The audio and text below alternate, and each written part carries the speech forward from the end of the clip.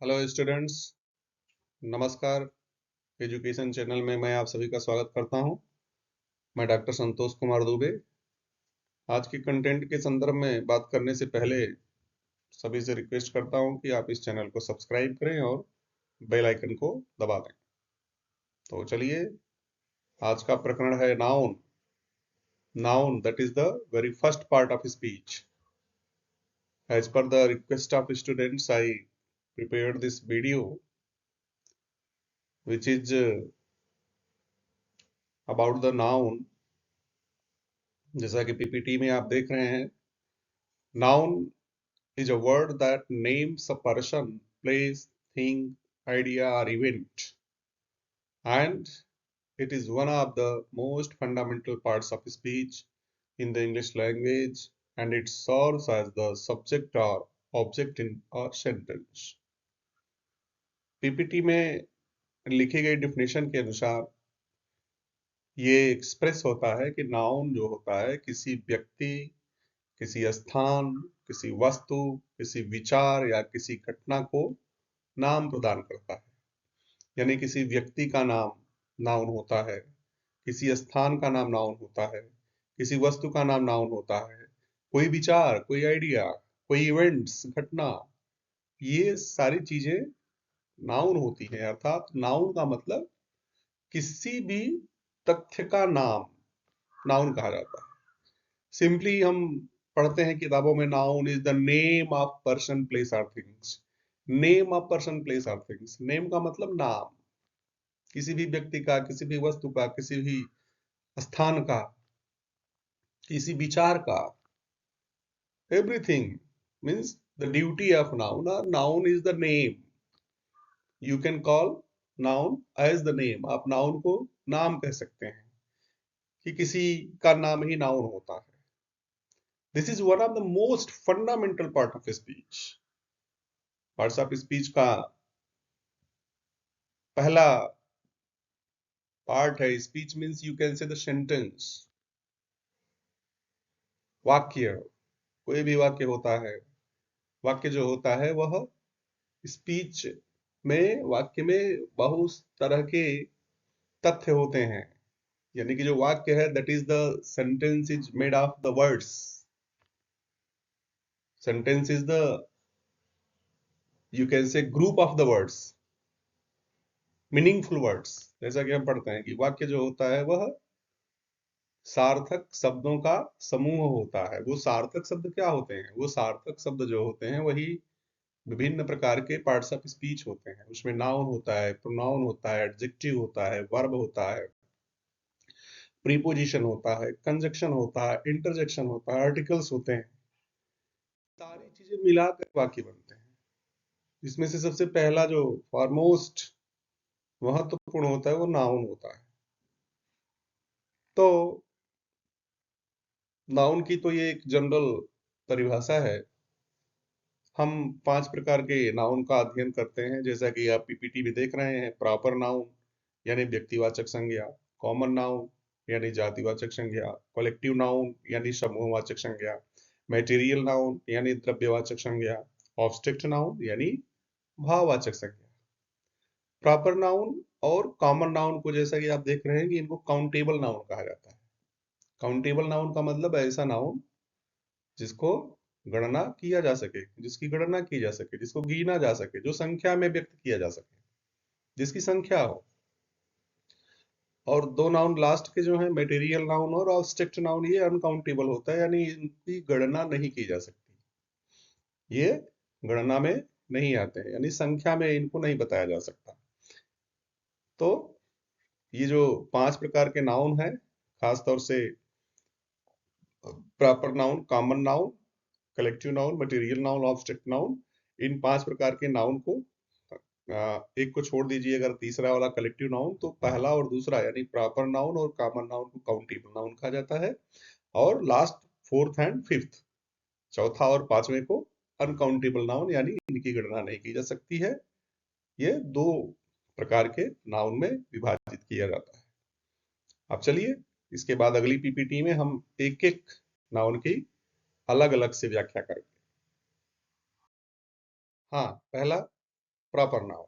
Proper noun means व्यक्तिवाचक संज्ञा। Proper का मतलब व्यक्तिवाचक, किसी विशेष व्यक्ति का। व्यक्ति का मतलब यहाँ पे किसी व्यक्ति का ही नहीं है, व्यक्ति का मतलब कुछ भी, जैसे कोई व्यक्ति भी हो सकता है, कोई वस्तु भी हो सकती है, कोई स्थान भी हो सकता है। वो व्यक्ति का मतलब personal, personal noun you can say. Proper noun means personal noun. ये देखिए कि पीपीटी में क्या लिखा है कि refers to a specific name of people, place और ऑर्गेनाइजेशन। कोई संस्था विशेष हो सकती है, कोई स्थान विशेष हो सकता है, कोई पीपल हो सकता है। जैसे इसमें महाकुंभ चल रहा है, तो आप अगर महाकुंभ की बात करिए तो महाकुंभ प्रॉपर कहाँ के लिए इंडिकेट करेगा? महाकुंभ इंडिकेट करेगा प्रयागराज के लिए, कि प्रयागराज में इस समय महाकुंभ लग रहा है। ऐसा तो है नहीं कि काशी इंडिकेट करेगा या मिर्जापुर इंडिकेट करेगा या कहीं अन्यत्र इंडिकेट कर देगा। तो Mahakumbh means that is the proper organization. Mahakumbh एक प्रॉपर व्यक्तिवाचक व्यवस्था है, व्यक्तिवाचक एक कम्युनिटी के लिए या व्यक्तिवाचक एक ऑर्गेनाइजेशन के लिए ये बोध कराएगा। उसी प्रकार से प्रॉपर नाउन जैसे महात्मा गांधी हो गए, महात्मा गांधी का नाम ले लो आप। महात्मा गांधी अगर शब्द आता है तो प्रॉपर महात्मा गांधी कहते ही गांधी जी के विषय में बात आती है, नॉट अदर्स। तो प्रॉपर नाउन का मतलब होता है स्पेशल, किसी व्यक्ति का, व्यक्तिगत। और एक चीज और ध्यान देना है आपको कि proper noun always starts with a capital letter. जब हम लिखते हैं तो प्रॉपर नाउन जब लिखा जाता है, चाहे वो व्यक्ति का नाम हो, चाहे वो स्थान का नाम हो, चाहे वो किसी संस्था विशेष का नाम हो, तो वो सबसे पहला जो उसका लेटर होगा, लेटर का मतलब सबसे पहला अक्षर जो होगा उसका, वह कैपिटल होगा। ये आपको बहुत जरूरी तथ्य ध्यान देना चाहिए। जब आप पंक्चुएशन इत्यादि या कोई सेंटेंस में करेक्शन वगैरह करते हैं तो ये ध्यान दिया जाता है। कभी कभी होता क्या है कि सेंटेंस में जो प्रॉपर नाउन होता है उसका पहला लेटर कैपिटल में ना होकर के स्मॉल लेटर में होता है और वो ध्यान न देने पर गलत हो जाता है। तो ये बहुत महत्वपूर्ण है, ये आपको ध्यान देना चाहिए। एग्जाम्पल्स में जैसे यहाँ पे है India. India, this is the name of a country, special country. India जब आप कहेंगे तो इंडिया से क्या बोध होगा? भारत का बोध होगा, कि भारत का नाम लिया जा रहा है, किसी अन्य देश का थोड़ी बोध हो रहा है। तो इसलिए इंडिया क्या है? This is a proper noun. Next example इसमें देखिए शेक्सपियर लिखा हुआ है। Shakespeare means, Shakespeare is the great dramatist in English literature. Shakespeare का नाम ही लेते पता चल जाता है कि हाँ 16वीं शताब्दी के एक महान नाटककार, ब्रिटिश नाटककार हैं। हाँ, अमेजॉन, अमेजॉन का नाम लेंगे तो आपको क्या पता चलेगा? This is a online shopping platform. तो अमेजॉन का तो जुबान जुबान पे नाम है, तुरंत पता चल जाता है कि ये personally Amazon online platform company का नाम है। ताजमहल, ताजमहल का नाम आते ही हम तुरंत आगरा पहुंच जाते हैं। हाँ, this is the beautiful monument located in India, Agra, है ना? तो ये सारी चीजें क्या बोध करा रही हैं? प्रॉपर नाउन का बोध करा रही हैं। ये विशिष्ट स्थान, वस्तु और व्यक्ति के नाम का बोध करा रही हैं। तो प्रॉपर नाउन क्या होगा? किसी विशिष्ट स्थान, वस्तु या संस्था का बोध कराता है। हाँ, next PPT, common noun. Common noun का डिफिनेशन देखिए पीपीटी में लिखा है। A common noun is a word used to name general items, places, people or ideas rather than specific ones. It doesn't begin with a capital letter unless it starts a sentence. यानी common noun जो होता है वह किसी सामान्य वस्तु या place या पीपल यानी व्यक्ति या किसी विचार के लिए प्रयोग होता है। ये सामान्य, बहुत देखिए कॉमन नाउन और प्रॉपर नाउन में बहुत ही सामान्य सा डिफरेंस है। प्रॉपर नाउन में हम लोगों ने पढ़ा कि proper noun is used for the specific person, place और थिंग्स। बट कॉमन नाउन जो होता है ये स्पेसिफिक पर्सन या थिंग्स और प्लेस के लिए प्रयोग नहीं होता। ये कॉमन मतलब general item, general things, general place और जनरल पीपल के लिए यूज होता है। तो ये दोनों में डिफरेंस है। Proper noun is used for specific person, place और things, and common noun is used for general place, person और थिंग्स। ये दोनों का डिफरेंस है। अब दूसरा डिफरेंस देखिए, common noun doesn't begin with the capital letter. Common noun को हम कैपिटल लेटर में प्रयोग नहीं करते, नहीं लिखते हैं, खास तौर से जब तक वो सेंटेंस के सबसे पहले स्थान पर ना हो। यानी कॉमन नाउन यदि सबसे पहले स्थान पे होगा तब तो कैपिटल लेटर में यूज होगा, लेकिन सेंटेंस में पहले के बाद वाले स्थान पे यदि वो है तो उसको कैपिटल लेटर में हम यूज नहीं करते हैं। जबकि प्रॉपर नाउन के केस में ऐसा नहीं है। प्रॉपर नाउन चाहे सेंटेंस के प्रथम में हो या प्रथम के बाद कहीं भी हो, वो हमेशा कैपिटल लेटर में ही प्रयोग किया जाता है। तो ये बात महत्वपूर्ण है, आपको ये ध्यान रखनी है कि there is a significant difference between common noun and proper noun.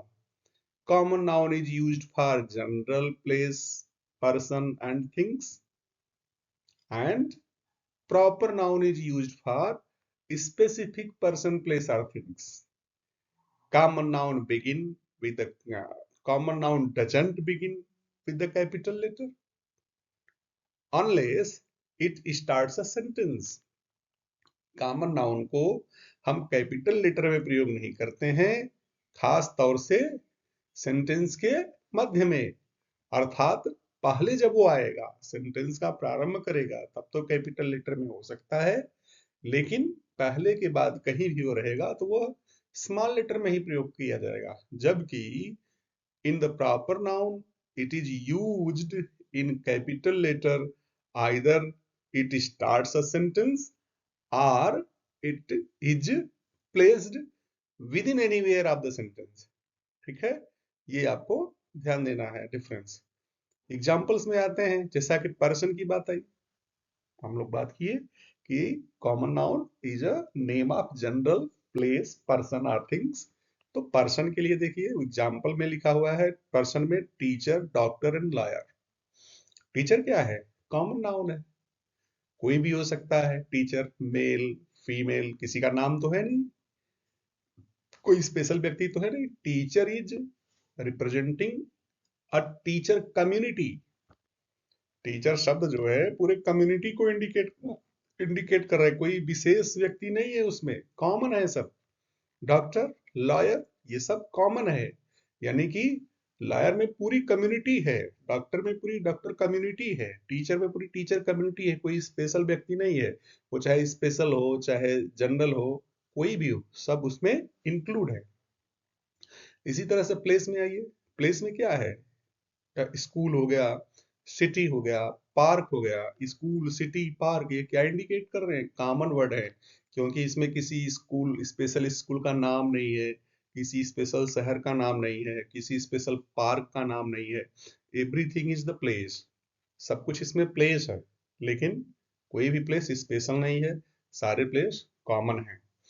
Things, तीसरा एग्जाम्पल इसमें हमने थिंग्स दिया है। थिंग्स में जैसे वस्तुएं होती हैं, चेयर हो गया, चेयर, कार, बुक, ये सब क्या है? कॉमन है, क्योंकि किसी विशेष चेयर का नाम नहीं है, किसी विशेष कार का नाम नहीं है कि ये जो है कि मारुति सुजुकी है, या फिर आपका इनोवा है, या फिर आपका तमाम प्रकार की महिंद्रा इत्यादि है। कोई खास तो है नहीं। अगर इसमें महिंद्रा लिख गया होता तो Mahindra is a proper noun, लेकिन यहाँ पे महिंद्रा तो लिखा नहीं है, कार लिखा है, तो car is a common noun because every kind of car is included, है ना। तो ये कॉमन नाउन हो गया। बुक है, बुक किसी स्पेशल किताब का नाम तो है नहीं कि रामायण की किताब, महाभारत की किताब या कोई भी किताब, ये तो बुक में पूरी बुक कम्युनिटी है, इसलिए this is a common noun.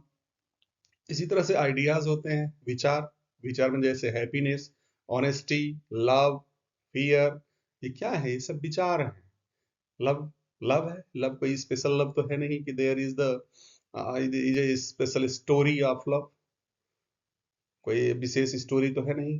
Honesty, ईमानदारी, ईमानदारी क्या है, एक कॉमन बात है, किसी ईमानदार व्यक्ति की तो बात है नहीं, किसी ईमानदारी की कोई खास विशेष घटना तो इसमें है नहीं, तो ये क्या है, कॉमन नाउन है। हैप्पीनेस, प्रसन्नता, कॉमन नाउन है। तो ये आपको कॉमन नाउन इस प्रकार से समझना है कि common noun is a word which is used to name general items, general things, general people, general places, general ideas, and it starts in small letter unless it is used in the beginning of the sentence. Okay, so this is the common noun. देखिए next PPT है collective noun. Collective noun यानी हिंदी में इसको समूहवाचक संज्ञा कहते हैं। जैसा कि नाम से ही क्लियर है, समूह, समूह का मतलब ग्रुप, जहाँ एक से ज्यादा लोग हों, एक से ज्यादा जानवर हों, एक से ज्यादा वस्तुएं हों, है ना, ये समूहवाचक संज्ञा है, कलेक्टिव नाउन कहते हैं।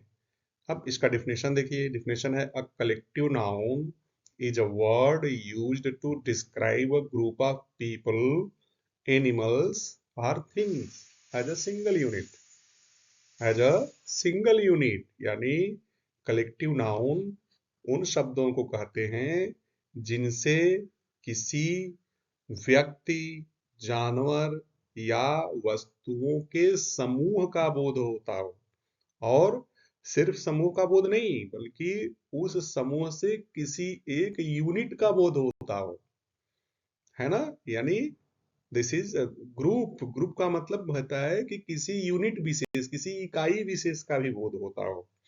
जैसे क्या है, ग्रुप ऑफ पीपुल आएंगे तो एग्जांपल में आइए, देखिए एग्जांपल, पहला example group of the people क्या लिखा है, टीम। टीम है ना, जैसे क्रिकेट की टीम हो गई, क्रिकेट की टीम क्या बोध करा रही है, क्रिकेट की टीम तो एक ही है, लेकिन उस टीम में एक व्यक्ति नहीं है, कई लोग हैं। क्रिकेट की टीम 11 लोगों से मिलकर के बनती है, तो टीम से, अगर क्रिकेट की टीम की बात करेंगे तो टीम से 11 लोगों के समूह का बोध हो रहा है। क्राउड है, क्राउड क्या बोध करा रहा है, क्राउड का मतलब जहां पे बहुत से लोग हैं, ये क्राउड है, कलेक्शन है, यहाँ पे बहुत से लोगों, कलेक्टिव का मतलब कलेक्शन, जहाँ पे ग्रुप हो, समुदाय हो, ठीक है ना। ज्यूरी, ज्यूरी का मतलब क्या होता है, ज्यूरी का मतलब होता है जजों को, कई जजों को मिला करके ज्यूरी बनती है ना।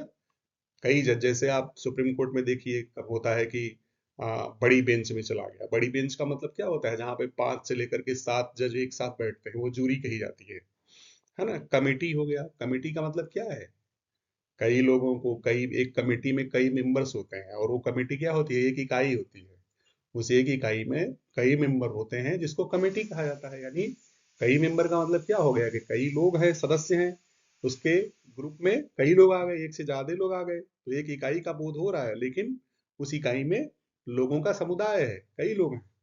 उसी तरह से आप आ जाइए एनिमल्स, एनिमल्स में जैसे फ्लॉक एक वर्ड आया है, फ्लॉक, FLOCK। फ्लॉक का मतलब क्या है, फ्लॉक का मतलब पक्षियों का समूह होता है, पक्षियों का समूह, किसी एक पक्षी विशेष की बात नहीं है, किसी एक स्पेशल बर्ड की बात नहीं है, but this is a group of और collection of the birds.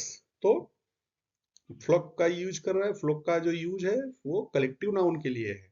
Heard है, हर्ड का मतलब होता है, हर्ड का मतलब जहाँ पे पूरा जानवरों का जो समुदाय होता है, कैटल उसको कहते हैं हर्ड।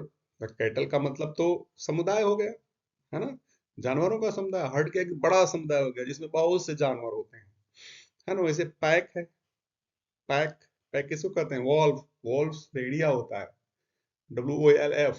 और जब कई भेड़िया मिल जाते हैं तो उनके समुदाय को क्या कहते हैं, पैक, PACK, ठीक है। इसी तरह से थिंग्स में दिया जाइए तो थिंग्स में देखिए बंच, बंच लिखा है, बंच किसको कहते हैं, ग्रेप्स। जब ढेर सारा अंगूर रहता है तो उसको बंच कहा जाता है।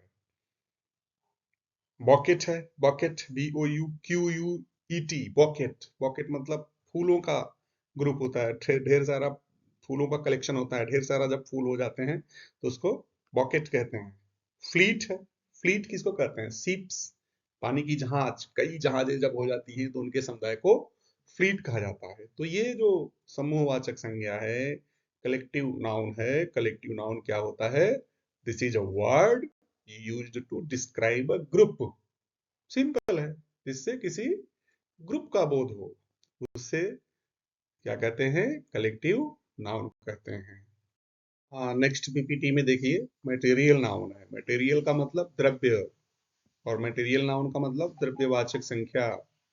जिस शब्द से किसी द्रव्य विशेष का बोध हो, उसको द्रव्यवाचक संज्ञा कहते हैं। किसी द्रव्य का बोध हो, किसी मैटर का बोध हो, किसी मटेरियल का बोध हो, उसको द्रव्यवाचक कहते हैं। देखिए डिफिनेशन, देखिए पीपीटी में, a material noun refers to a substance or material from which things are made। मतलब मटेरियल नाउन कि ऐसे शब्द को कहते हैं जो शब्द ऐसे वस्तु का बोध कराता है जिससे कोई नई वस्तु बनती है। ठीक है, किसी ऐसे द्रव्य का बोध कराता है जिस द्रव्य से कुछ नई चीज बनती है, कुछ बनता है। जैसे these nouns usually represent raw material. ये जो मटेरियल नाउन होता है, ये किसी कच्चे मटेरियल का बोध कराता है, और फिजिकल सब्सटेंस अथवा कोई भौतिक वस्तु का बोध कराता है, भौतिक तत्व का बोध कराता है। दैट कैन बी टच्ड और मेजर्ड। कैसा भौतिक तत्व, कैसा कच्चा मटेरियल जिसको मापा जा सके, जिसको छुआ जा सके, उस तरह के तत्व को बोध कराता है। जैसे गोल्ड ले लीजिए, गोल्ड क्या है? गोल्ड रॉ मटेरियल है। गोल्ड से क्या बनती है? रिंग बन जाता है, ज्वेलरी बनती है, बहुत प्रकार की ज्वेलरी बन जाती है, और बहुत सी चीजें बनती हैं। तो मटेरियल नाउन ऐसे वस्तु का बोध कराता है, ऐसे मैटर का बोध कराता है जिससे कुछ बनता है। जैसे वुड ले लीजिए, लकड़ी, लकड़ी से क्या बनता है? फर्नीचर इत्यादि, चेयर, टेबल, ये सब लकड़ी से बनता है ना? जैसे आयरन हो गया, आयरन क्या है? लोहा है। लोहा क्या है? कच्चा माल है। इससे क्या बनता है? लोहे की चीजें बन जाती है, जैसे रेल की पटरी बन गई, है ना? आयरन बन गया, कपड़ा आयरन करने वाला जो होता है, प्रेस जिससे करते हैं, वो लोहे से बनता है ना? इस तरह से बहुत सी चीजें ऐसी हैं, कार, बाइक इत्यादि लोहे से बन जाती है। तो ये जो लोहा है, ये कच्चा मटेरियल है। तो मटेरियल नाउन ऐसे फिजिकल और यू कैन से रॉ मटेरियल्स को रिप्रेजेंट करता है जिससे किसी वस्तु को बनाया जाता है। अब देखिए, दो तरह के मटेरियल नाउन है यहाँ पे। एक तो एग्जांपल्स में देखिए, एक नेचुरल मटेरियल है और दूसरा मैन मेड मटेरियल है। नेचुरल मटेरियल में क्या है? गोल्ड, सिल्वर, आयरन, कॉटन, वुल। वुल का मतलब ऊन है, कॉटन का मतलब ये जो सूती होता है ना? तो नेचुरल मटेरियल का मतलब जिस जो प्रकृति प्रदत्त हो, जिसको प्रकृति ने दिया है, जो मनुष्य नहीं बनाता। जैसे गोल्ड है, गोल्ड क्या है? प्रकृति प्रदत्त है। आदमी तो गोल्ड बनाता नहीं है, माइंस में से निकालता है, और माइंस में तो प्रकृति प्रदत्त ही है, वो प्रकृति ने बनाया है। सिल्वर हो गया, ये भी वैसे ही है। आयरन, ये भी ऐसे ही है। कॉटन, वूल इत्यादि, ये सब क्या है? प्रकृति प्रदत्त है, मनुष्य के हाथ से ये नहीं बना है। लेकिन मैन मेड मटेरियल देखिए, मैन मटेरियल क्या है? प्लास्टिक। प्लास्टिक कौन बनाता है?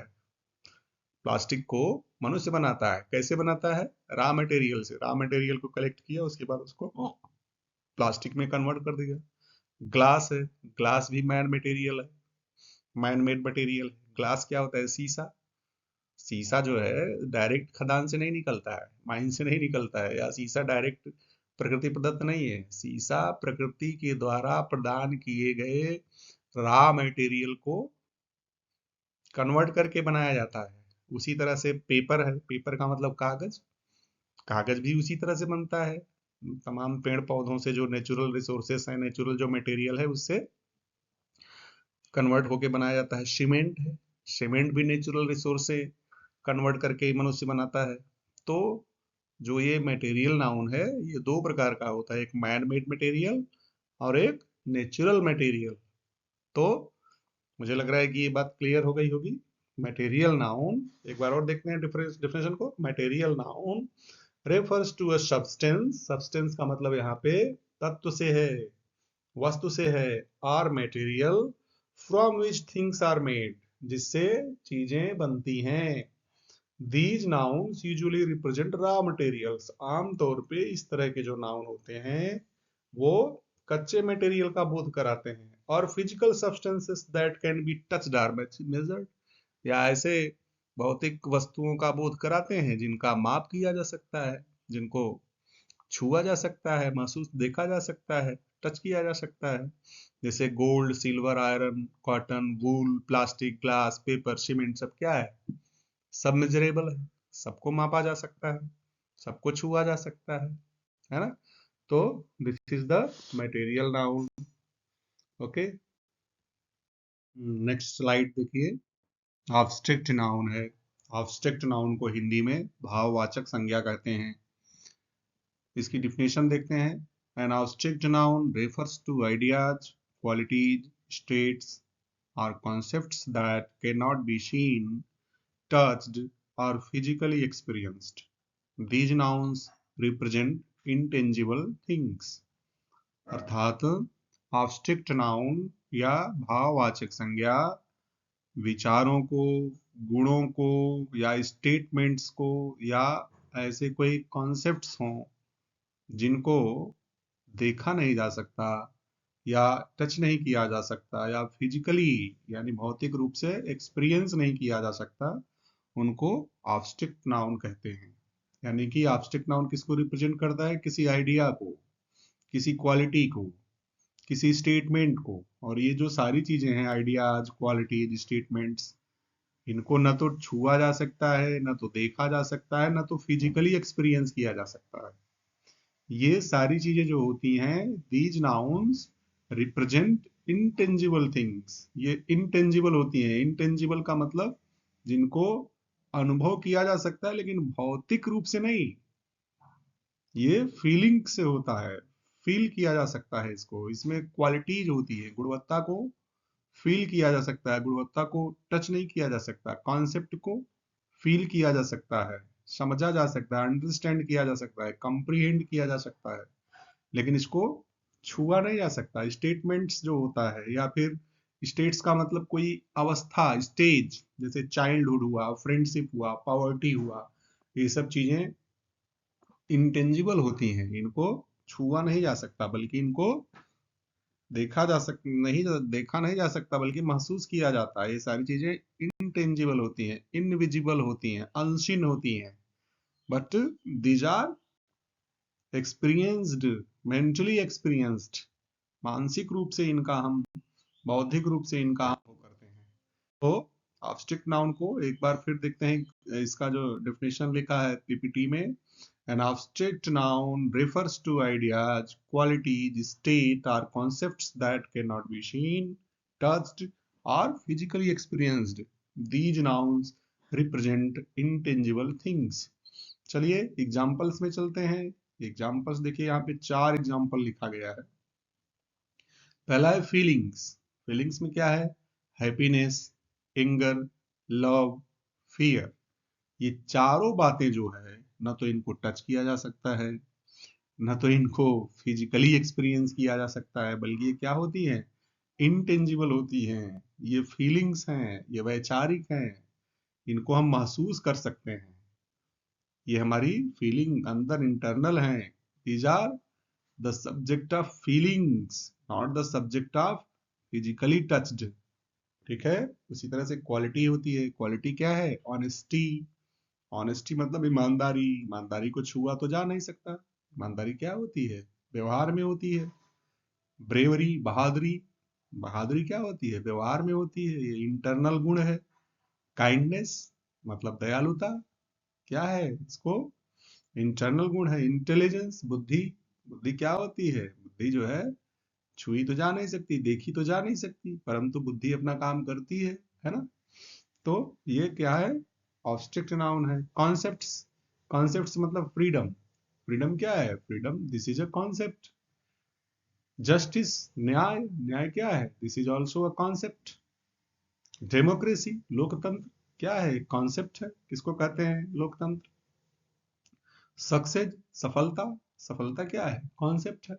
ये एक ऐसा तथ्य है जिसको छुआ देखा नहीं जा सकता, बल्कि ये कॉन्सेप्चुअल है ना। ये फैक्ट्स, विजिबल फैक्ट्स नहीं है, दीज आर इंटेंजिबल स्टेट्स। मतलब अवस्था, चाइल्डहुड, बचपन, फ्रेंडशिप, मित्रता, पॉवर्टी, गरीबी, हेल्थ, स्वास्थ्य, ये सब चीजें क्या है, एक ऐसी अवस्था विशेष है जो भाववाचक संज्ञा का बोध कराती है।